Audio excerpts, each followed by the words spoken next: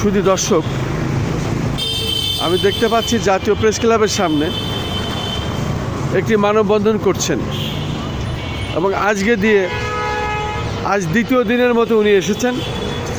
যেহেতু আগে একবার উনি মানববন্ধন করেছেন কয়েক সপ্তাহ আগে, তখন আমি তার এই মানববন্ধনের বিশেষ সাক্ষাৎ নিয়ে আমরা প্রচার করি এবং প্রচার হওয়ার পরেই এই ভূমিদস্যুরা, চাঁদাবাজরা তারা আবার বাড়িঘরদোর আগুন জ্বালিয়ে দেয়, পুড়িয়ে দেয়। সে আবার আজকেও এসেছে।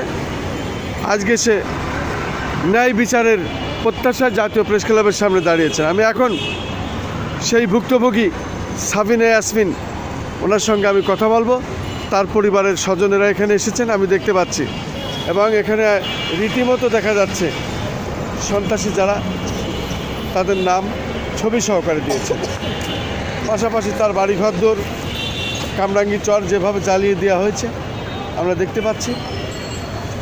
সেই সাথে সে দাবি জানাচ্ছেন, যার কাছে বিশেষ করে উনি বিএনপির একজন নেত্রী এবং এই আন্দোলন সংগ্রামে সবসময় ছিলেন রাজপথে, এখন সে বিচার পাচ্ছে না, অথচ বিএনপির লোকের কাছে সে নির্যাতিত।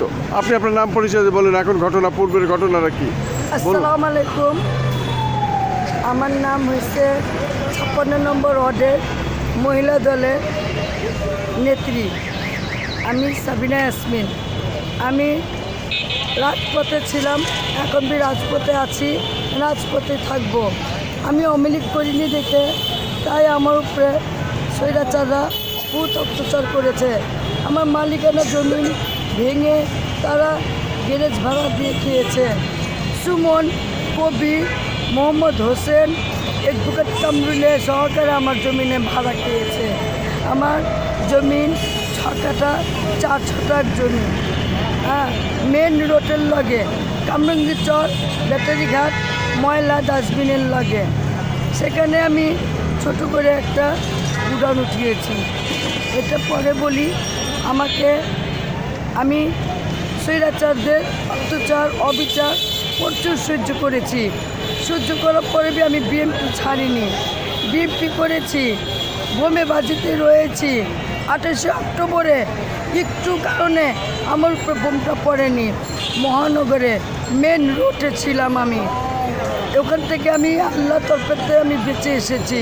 শুধু আমার এই ছেলেটা হাফিজি পড়াচ্ছিলাম, তাই ওর আল্লাহর দোয়াতে আমি বেঁচে গিয়েছি, আমার জানটা বেঁচেছে। এখন 5ই আগস্টের পরে আমাদের আনন্দের দিন ছিল। সেদিনেতে নাইম এখন থানার সভাপতি হয়েছে, ইউনিটের সভাপতি থানার। সে এখন 5ই আগস্টের পরে আমার জমিনটা দখল করায় শাহ আলমরে দিয়ে। শাহ আলম, মুরাদ, মিস্টার মাসুদ তারা দখল করার পরে বলি এটা আমার জমিন, আমি নিব।